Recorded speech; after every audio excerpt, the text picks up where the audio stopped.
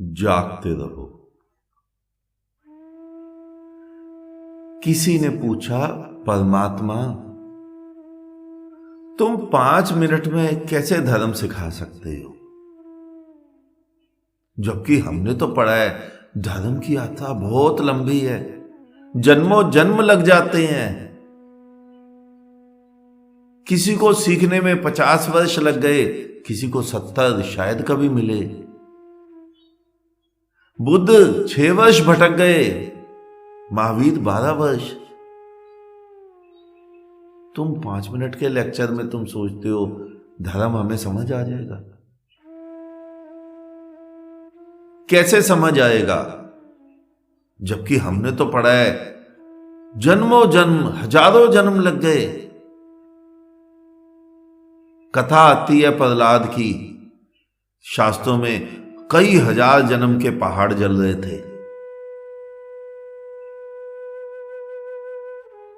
तुम बैठे बैठे सब कुछ जानना चाहते हो, चलते एक क्षण भी नहीं।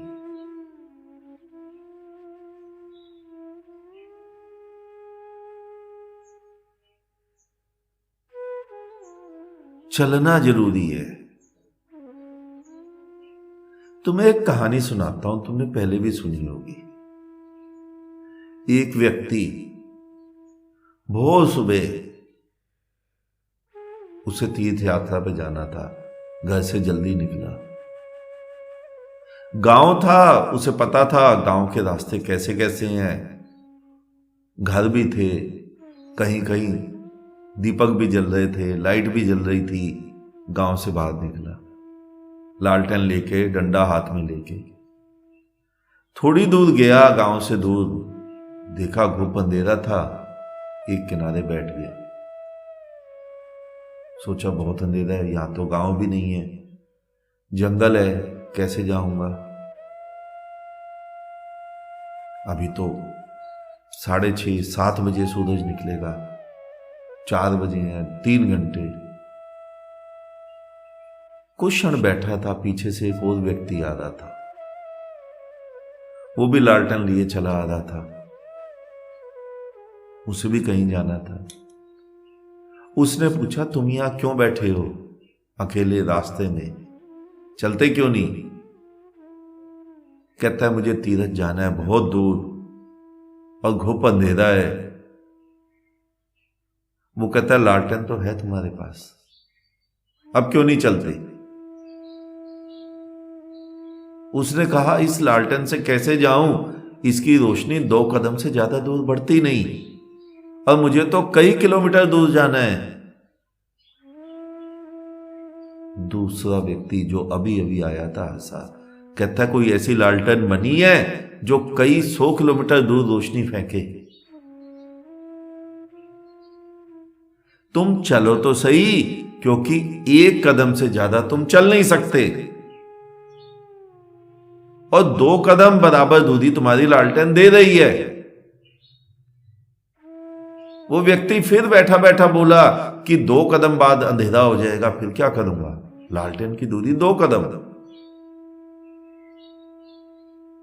उस व्यक्ति ने कहा जब तुम 1 कदम चलोगे तो लालटेन की दूरी अगले 2 कदम पे पहुंच जाएगी।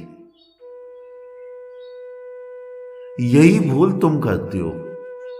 तुम सोचते हो कि एक लेक्चर सुन लिया, समझ लिया, एक बार मिल लिए, अब सारा धर्म समझ आ गया। धर्म तो क्षण मात्र में समझ आ सकता है, लेकिन चलना तो पड़ेगा। वो सत्य तो एक क्षण में घटित हो सकता है, लेकिन मरना तो पड़ेगा, मरना तो तुम्हें पड़ेगा। और तुम सोचो जिंदा भी रहो और सत्य का भी अनुभव हो जाए, चलो भी मत, और बैठे बैठे नदी किनारे बैठे बैठे तैरना आ जाए।